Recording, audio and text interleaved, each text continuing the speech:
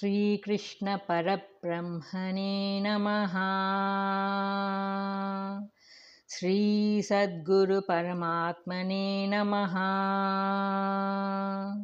Sarva Maharshibhyo Namaha. The Lord declares the excellence of performing one's own duties and functions. 47th Shloka. Shreyan Swadharmo Vigunaha Paradharmat Swanishtitat Swabhavasiniyatam Karma Kurvannapnoti Kilbisham. Substance.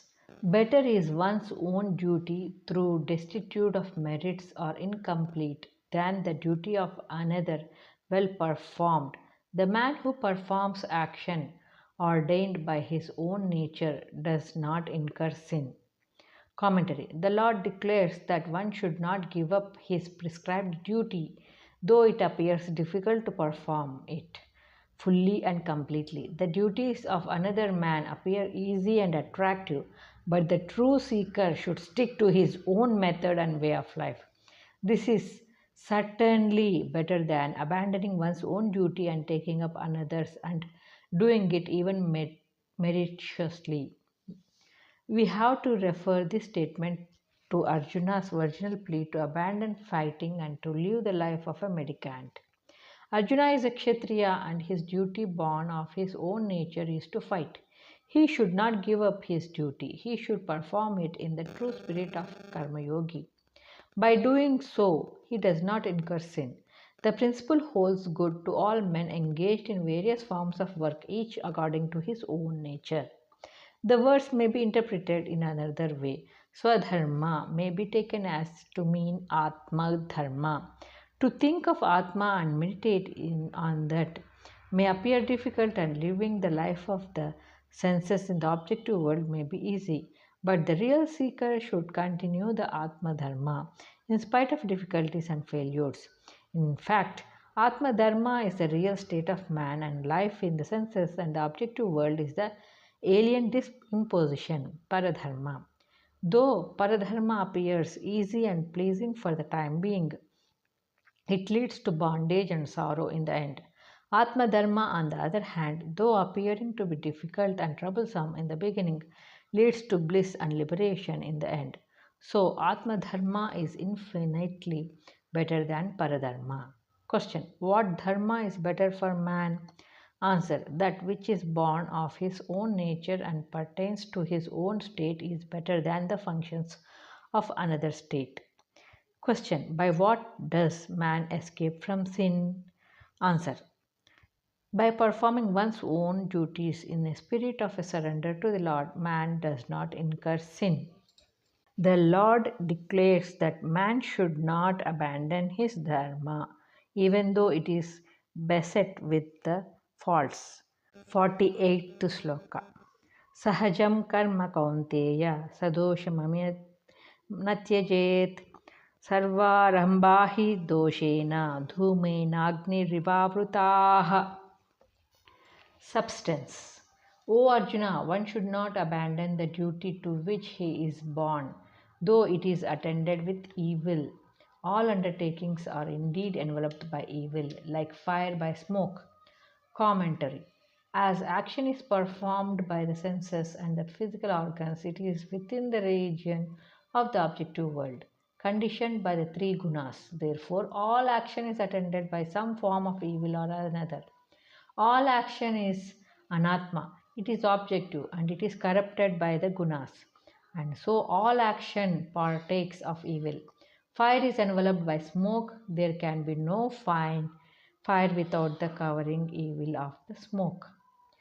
In spite of it, one should not abandon the duty to which he is born, because if it is performed with detachment and in a spirit of surrender to the Lord, it purifies the mind and leads to the liberation. The inevitable evils attendant in the all action are purified by various rites and rituals. Inquiring into the nature of Brahman, meditation, and other sanctified methods of spiritual practice will wash off the impurities clinging to the mind. Therefore, one should continue to act in the condition in which he is placed without attachment to fruits thereof, and in a spirit of self surrender, that man attains the highest state. Having discussed the different aspects of Karma Yoga, the Lord now explains the nature of Karma Sanyasa, the abandonment of Karma. 49th Shloka.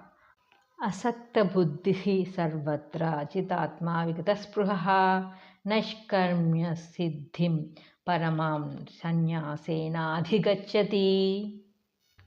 Substance. He whose intellect is unattached, who is subdued himself, whose desires are quelled by renunciation, attains the supreme actionless state of Atma. Commentary. Having propounded the principle of Nishkama Karma Yoga, the Lord now explains the doctrine of Gnana Yoga, which frees man finally from all kinds of action and takes him to the actionless state of Atma. The three qualities are mentioned here: intellect which is not entangled in anything whatsoever, self conquest, desirelessness. Sarvatra, the detachment of seeker should be complete. There should not be the least trace of attachment to any material object. It is possible to remain detached in a state of dhyana, but when the mind is released and begins to function in the external world, the same old desires and attachments come up to bind the person again. So it is instructed to remain free from attachment under all conditions of life. Jivatma, the conqueror of one's own self, is the master of whole universe and the conqueror of all the worlds. Remains bound if he is a slave of his own self. So the internal enemies should be subdued and annihilated. Otherwise, they trouble the people like the thorn in the throat of the feeder. They never allow them to be happy and free, whatever may be their worldly possessions.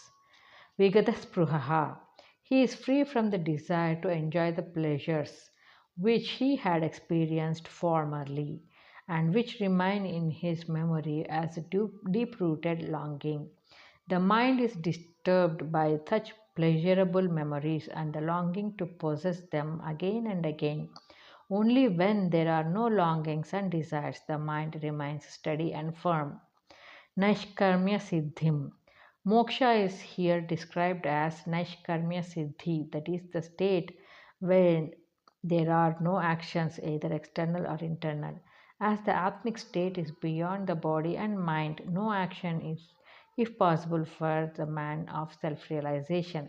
He remains as Atma, and Atma alone is. Such state is acquired by sannyasa, renunciation. Renunciation of what? Of the fruits of action, of desires, of all attachments. Therefore, it follows that by relinquishing the fruits of action, all attachment and desires drop off gradually, and the man thereby attains moksha. Paramam, supreme, the Atmic state is the highest state beyond all miraculous achievements. Question: what is Naishkarmya Siddhi? Answer: it is the actionless state of Atma. Question: how is it attained? Answer: that state is attained by the intellect purified of all attachment, by the conquest of the mind, by renunciation of all actions with the fruit thereof. Question: what is the state of moksha? Answer: it is the highest state of perfection and freedom. Question: how can karma lead to naishkarmya? Answer: karma performed without attachment to the fruits thereof purifies the mind, and when the mind is purified and mastery is obtained over self, the pure actionless state of Atma is realized. 50th Sloka. Siddhim prapto yatha brahma tatapnoti nibodhame samase naiva kaunteya nishta gnanasya ya para. Substance. O Arjuna, learn from me in brief how, reaching perfection in action, man attains Brahman, the consummation of supreme knowledge. Commentary. This is the closing part of the Gita in which the Lord states in clear terms the method and goal of supreme knowledge. The seekers should go through this part most carefully as the essence of the Gita is given here. Samasenaiva. The brevity of the Lord's declaration shows that he is summing up his teaching so far, given in elaborate and explanatory form. The seeker indeed wants to know in a nutshell the sum and substance of the Lord's teaching. The formula of the supreme knowledge is found in the following three verses, and so they are spoken of as Sankshipta Gita.